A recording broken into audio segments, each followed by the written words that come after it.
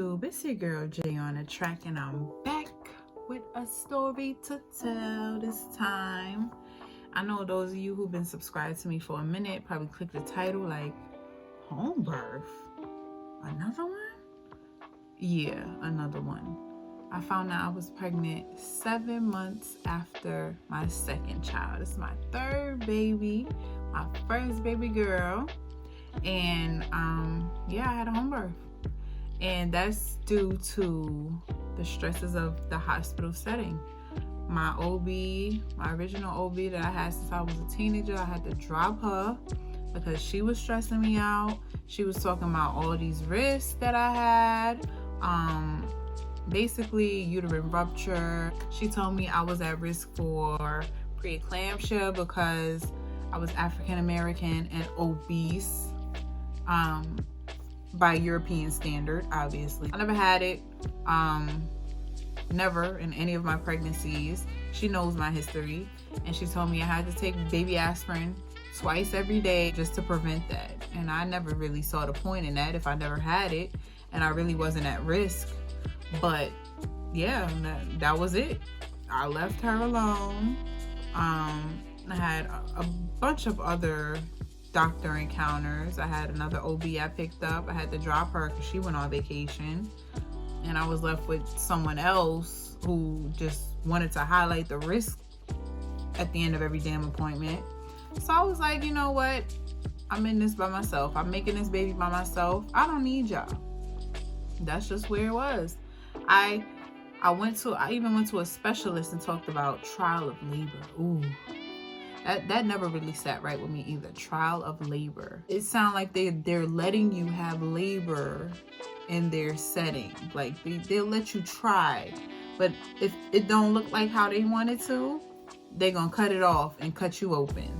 Like that really never sat right with me. And you know, all this time I went into this uninformed, thinking that I have to go to the hospital because I'm at risk for uterine rupture and, you know, all the risks that come with having a C-section and getting pregnant real soon after. Honestly, the risk of uterine rupture in itself, which is a big scare tactic that they try to put on people, is less than 1%. And that's facts. You could check the internet, Google it, do your research. Less than 1%. And I joined these Facebook groups and all of these support groups for VBACs and home births after C-sections, and you know, I was looking and trying to see if anybody ever dealt with it and had to either be transferred or had to have a repeat C-section due to it, and it was like a rare thing, like maybe 2 or 3 posts in it. So I was like, well, I'm willing to try out the odds because I did not want to get cut open again if I could help it.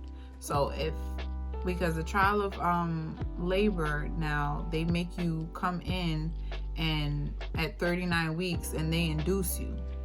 And that's just a setup for failure, because I'm like, if the baby's not ready, how is it possible for me to get through this? You know, like you're forcing me to have these contractions with these synthetic hormones and put in a Foley balloon in my cervix. If it's not fully dilated or if it's not dilating, that's setting me up for failure as well.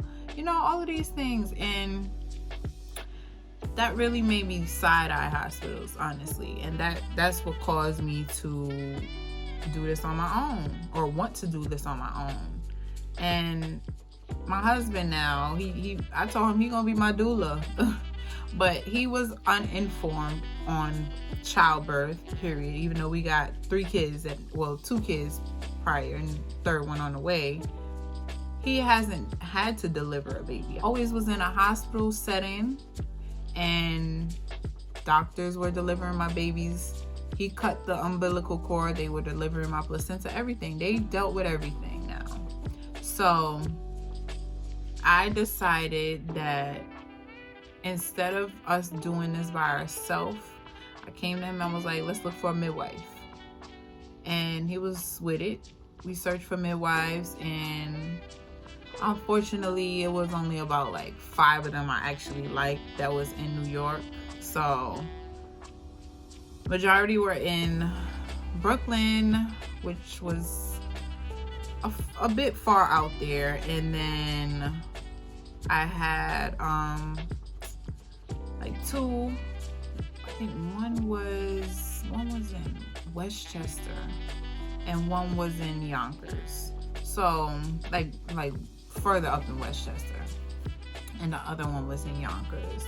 Now, the ones in Brooklyn, they denied me off bat because I had a previous C-section and they weren't trying to have a home birth after C-section. I mean, maybe if I had a hospital birth, they would be a little bit more for it, but I mean, whatever it was, I guess it wasn't meant to be because it was all the way in Brooklyn anyway. One in Westchester, I mean, it was whatever with that one. She said she couldn't do it. She had she was pregnant at the time herself. Mind you, my original due date they gave me based on my last period was September 3rd.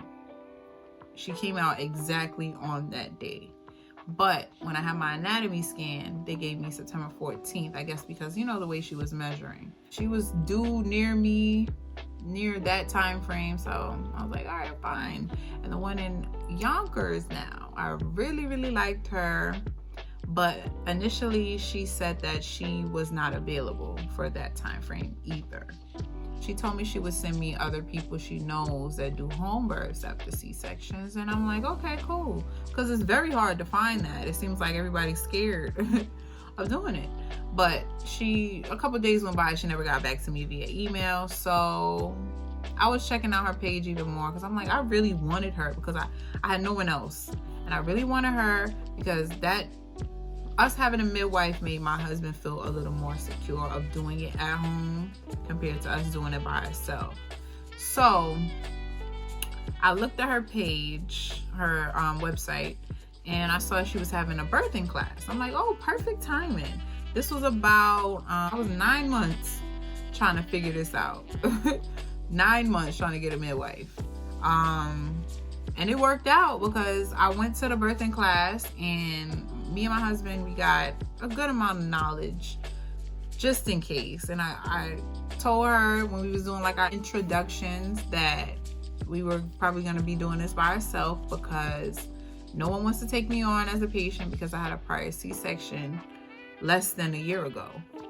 And so, yeah, kind of moved on after that. But then she pulled me aside after and she was like, you know, you gonna do this by yourself? You sure? Maybe we could work something out. I was like, yes, because I did want to work something out. I wanted her originally, like, really bad, because, you know, you want someone you feel you can trust. That they would advocate for you in a certain situation, like if I had to take a hospital transfer, if something went wrong, or, you know, she was giving us knowledge in a way that we could understand it and advocate for ourselves as well. And that's something I really respected and I admired about her.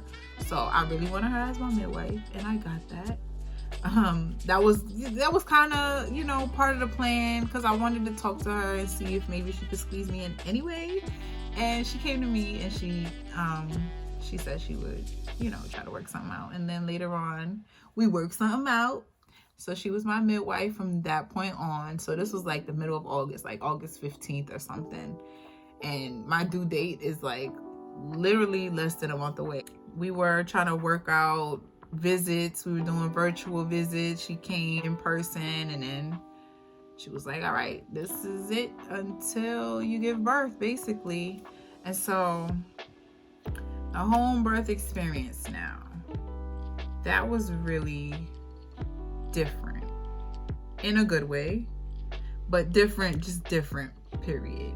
Because one, I didn't have to pack for a hospital.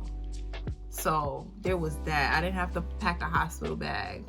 I mean, it probably would have been smart in hindsight to pack a hospital bag just in case something went wrong. But in my mind, I was envisioning me giving birth to my baby naturally. Like I put that in my mind so it could manifest itself. And that's what happened basically, because we had her. It's so crazy how everything worked. Like I really believe everything happened on God's timing for real, because I had nothing for the baby. I didn't have a baby shower. So that was out the door. I mean, I didn't want one.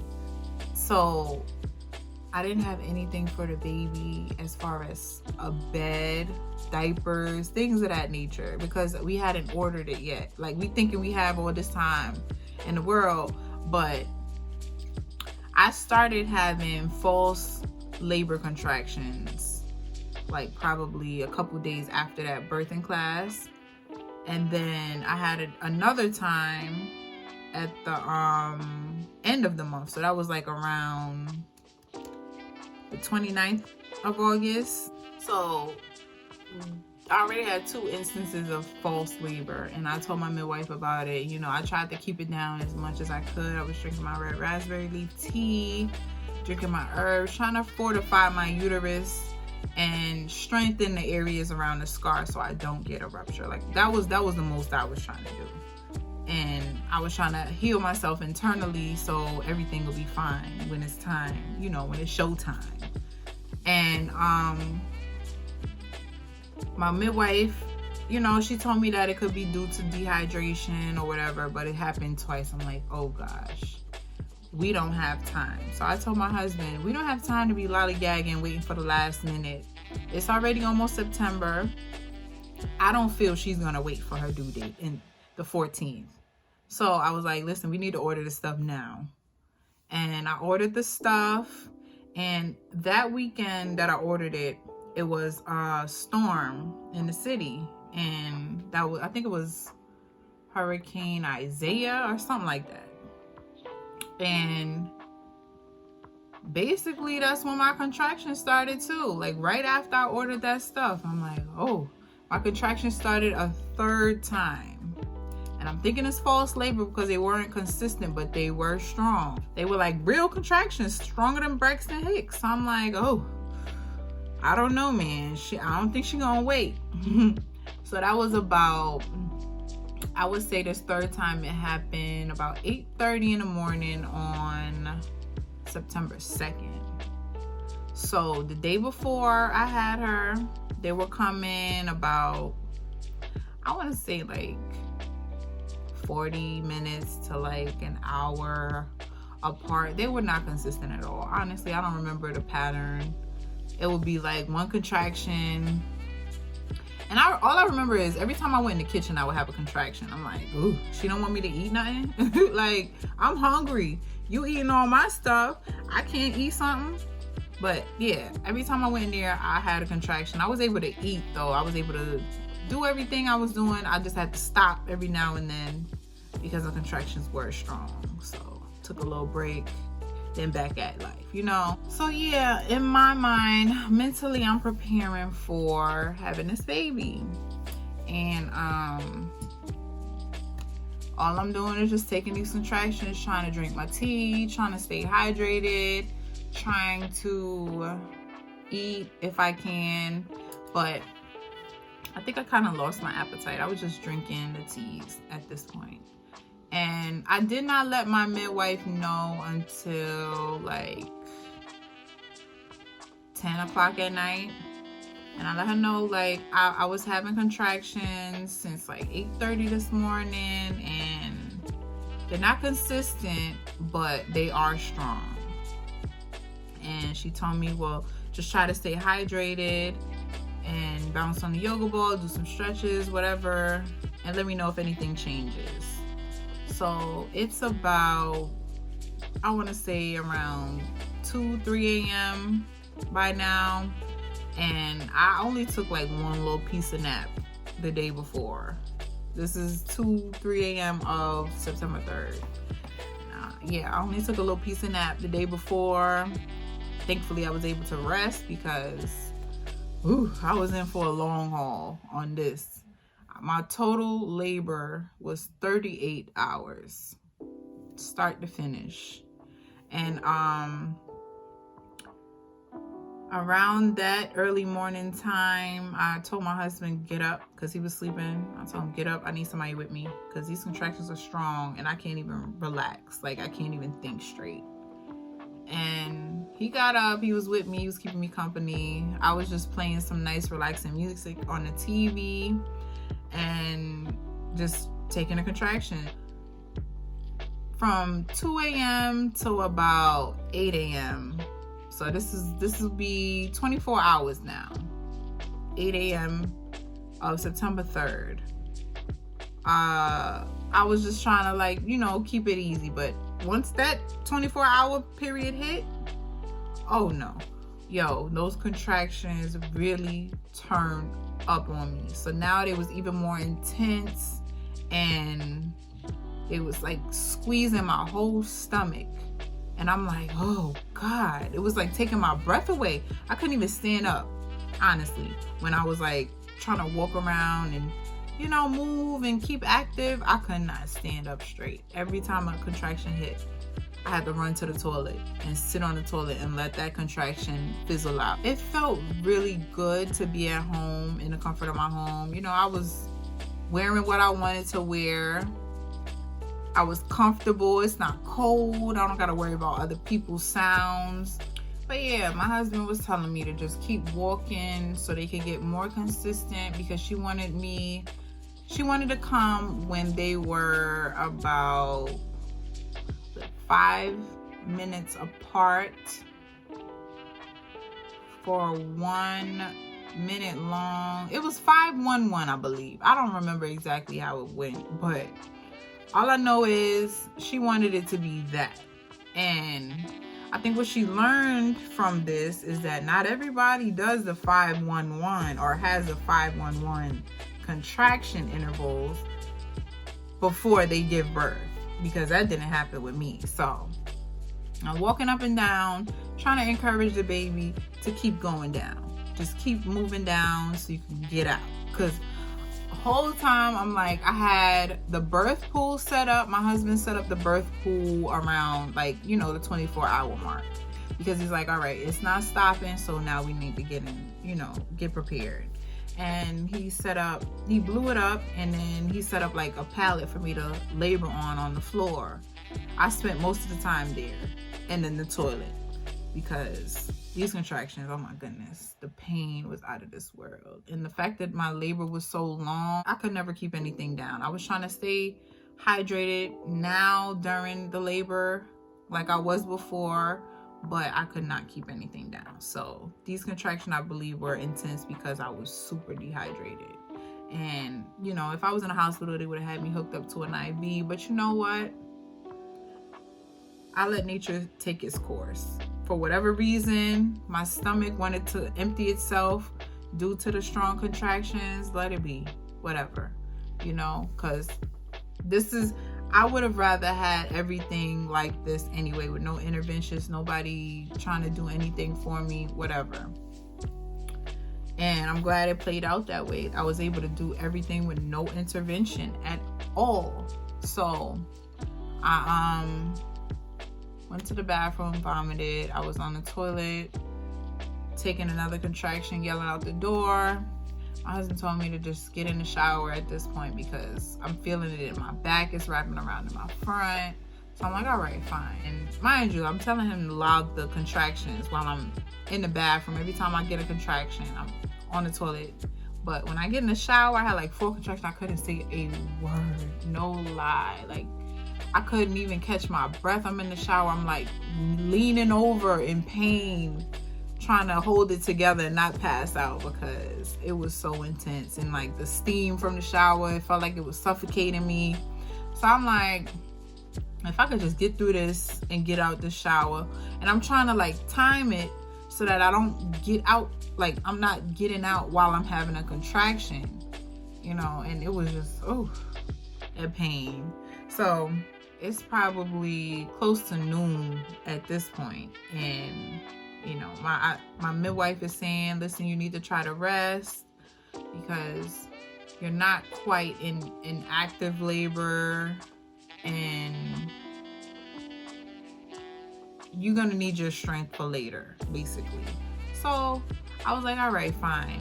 I don't know how I was supposed to take a nap with these strong contraction pains, but I went to try to lay down. I propped some pillows up on my little pallet on the floor, and I laid down, and I did fall asleep for a good bit, and the contractions stopped while I was asleep, remarkably. But I had a good nap for about an hour and a half, so by the time I woke up, it was like probably like 2:30 or something like that, and back to regular scheduled contractions right away. I got my first contraction as soon as I woke up. I couldn't go back to sleep, so I'm just moving. I'm trying to move, get the baby down still. Time is flying, time is going by. Contractions getting stronger, but they're getting closer together. And I'm just crying out to my husband, why she don't come out? No lie. And yeah, I mean, a lot of it is like a blur after that. All I know is by the time 9 o'clock hits, they started getting even more intense. I forgot to mention my pregnancy, I also had group B strep. So I was just doing everything old fashioned like our ancestors did it. They ain't have no group B strep test. They ain't had no IVs. They ain't had none of that stuff. But I know the risk because I was told the risk multiple times of having a baby group B strep and no antibiotics, and also having home birth after the C-section. You know, the risk of that. Listen, I didn't care. I put everything in God's hands because I have faith that everything will be okay. So about when 10 o'clock hit now, that's when it got real. Like 10 o'clock at night. So I'm already on my 38th hour at this point. 10 o'clock. From 8:30 a.m. September 2nd to 10 o'clock September 3rd. We finally about to meet the baby. Because this was so, oh my goodness. I'm like, are these contractions not putting her in a position? Is she in a bad position? I didn't know. Mind you, I stopped going to the doctor, so I didn't have any ultrasounds, and I wasn't in the hospital, so they couldn't look at her and see what her position was. And I just honestly feel like if I was in the hospital, they would have cut me open. No lie, no doubt about it, because my labor was too long, already too long. And I feel like they wouldn't have let it get past a certain amount of time. And then, you know, if I didn't have the baby by a certain amount of time, they would have been like, oh, the fetus is in distress, we must cut her open and cut the baby out. Anyway, so yeah, that's why I'm like, it was all part of God's plan, because I'm at home and I have this super long labor. Things are playing out how they're supposed to. But if I was in a hospital, they would have intervened and they wouldn't have allowed any of this to go as long as it did. So I'm grateful for that. And yeah, 10 o'clock hit. Contractions are now 1 minute apart. And my mom is like, oh, she needs to come. She sounds like she in labor. The midwife needs to come. I'm like, yeah, she was saying 5 minutes, one. And I'm out of it at this point. And I told my husband, listen, she needs to come now, because the way how I cannot talk, that just lets me know that I'm in transition. Even if, you know, I vomited one more time and that really pushed her down. And after that, it was time to push. The midwife came in the door like at the perfect time. And I had one pushing contraction, and then I was sitting on the toilet. I had one pushing contraction. I got up, I jumped off the toilet and got on the floor because I'm like, I don't want to sit on this toilet and push this baby out on the toilet, because once I start pushing, I cannot stop, I cannot move, I can't do nothing. When she came in the bathroom, she was like examining me, listening to the baby's heart rate, checking me out, and then she left. She went to go set up the birth stool, and I'm just in there like, oh. I pushed one more time while I was on the floor. I was like, oh, like these were some strong pushing contractions. And yeah, she came back. They were trying to configure the birthing pool after, but I mean, it was too late now. I was not gonna make it to the birthing pool, and it sucks because I always wanted a water birth. Like, I always saw videos of women in the water, so relaxed and everything. I don't even know if I would have been so relaxed like that because these contractions were so intense, but just being in the water would have probably made this a little less intense. But it sucks because I couldn't figure it out or find out, you know, but it's whatever. Because I had the birth stool and I was happy because it mimicked the toilet position, which was the most comfortable for me because, like I said, every time I had a contraction, I ran to the toilet. So the birthing stool would put me in that upright position and I was able to spread my leg and push. Everything was beautiful. So after like 4 or 5 pushes, the baby came out. Everything was all good, you know, but I was exhausted. My body was exhausted, my uterus was exhausted, and now I had to deliver a placenta after.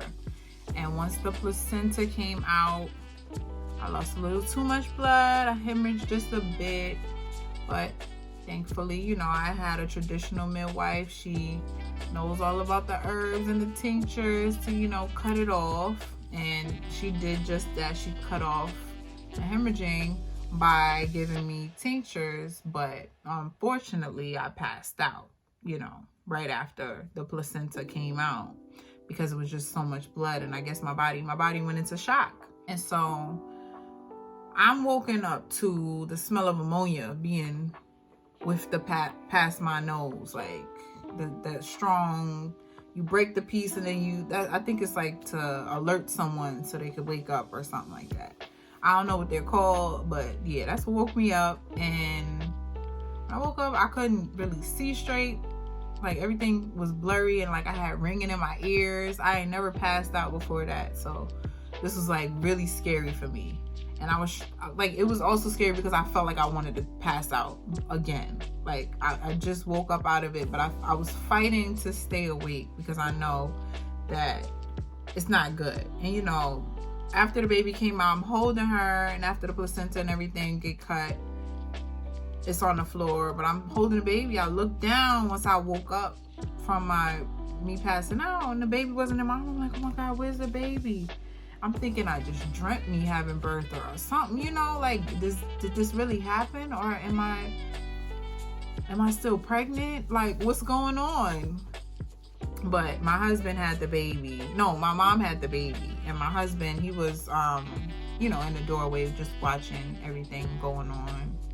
And yeah, I mean, that was in general the most intense pain that I've had since my C-section, because that was intense as well. But this labor was very intense, and it's so crazy because how things work out. I honestly wouldn't have changed my birthing experience for anything, because I always wanted a natural home birth, water birth, but you know, we couldn't do the water. Things change, plans change all the time. You just got to go with the flow. So I always wanted a home birth, and I'm glad I got to experience that, even though a lot of the stuff was like happening so quick. And you know, even, oh, I forgot to mention too, when I was in labor around when I was napping, knock on the door, all the baby stuff came that same day she was about to be born. So everything just really worked out, and I'm just so happy that it did. And I hope this video is an inspiration to those of you who may be on the fence about having a baby in the hospital after a C-section, because I know a lot of the time C-sections are very traumatic for whatever reason you had it. And if you don't want to do it again, I suggest you do your research, get a team that knows what they're doing, know what they, what they can inform you and advocate for you as well. And, just have a positive mind, because that's what got me through this. Through all the stress and the negative vibes from the doctors telling me about risks. Like, they wanted me to have a messed up birth and end up with a C-section. All of that positive mind and me envisioning me pushing the baby out is what got me through all of this. I knew I was not going to the hospital for nothing just because I did not want to. So, yeah, that's enough of my backstory. I'm going to get into that real raw footage. 5, 4, 3, 2, 1.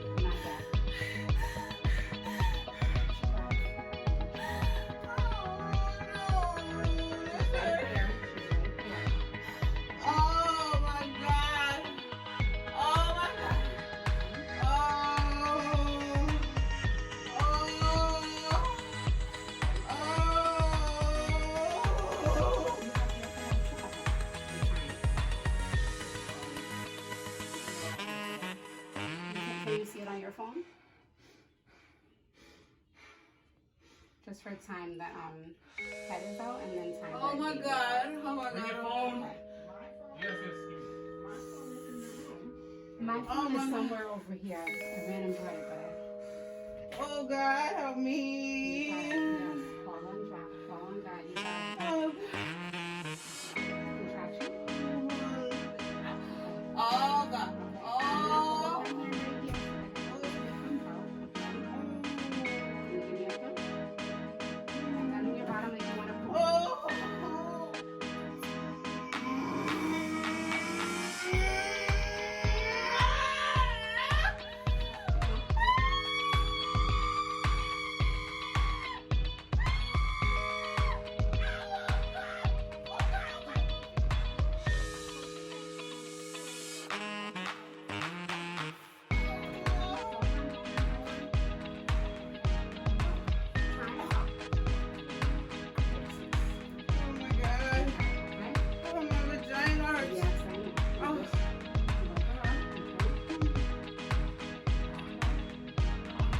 see on that tray, the bowstring? Okay, good. Yes, open up everything. Look at all her hair. Wow. Now my boys were bald.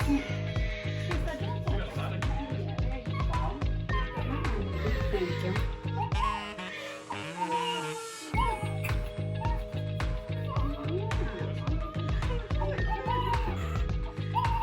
What time is that? Sorry. Did you get the time? 10:46.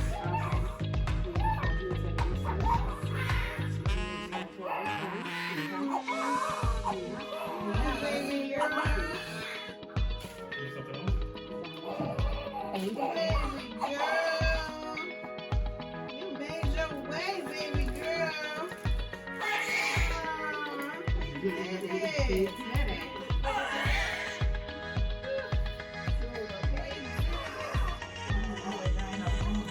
I know. I'll look after. I don't think so. You feel like you oh, it's all right.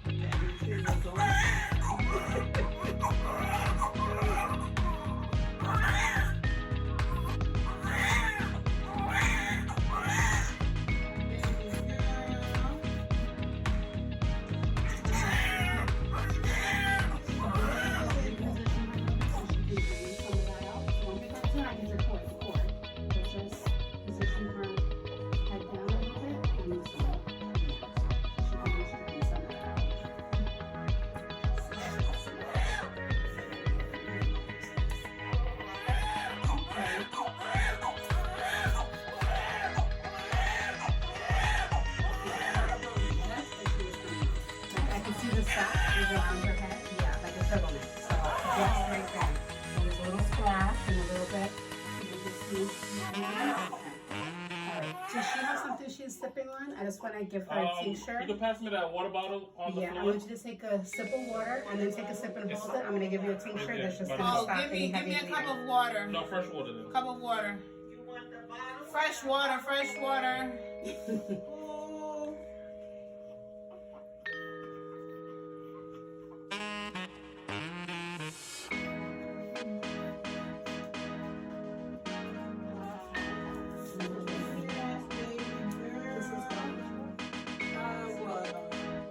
All right, that's okay. I'll put it here in the middle of the bag then.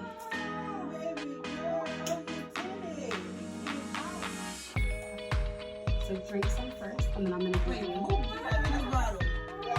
Mommy, just open it. I got some bottle for me. So take a sip and hold it, you said? Yeah, now take a sip and hold it.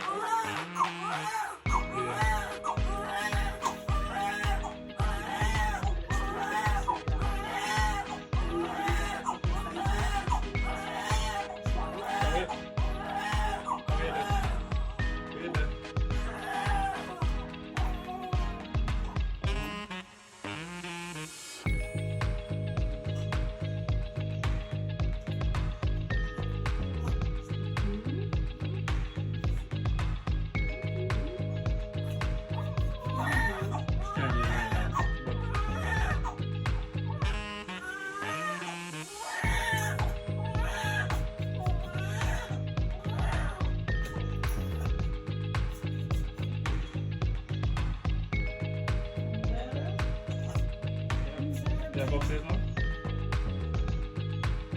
Yeah.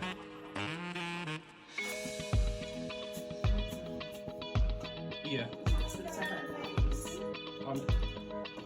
If you found this video useful, if you ever had a home birth, or if you just like hearing me talk about it, leave a comment, like, subscribe. 'Cause you never know, you might be an inspiration to somebody else watching this video as well. Leave a comment about your experience, whatever. Anyway, I'll see y'all next time, all right? Peace.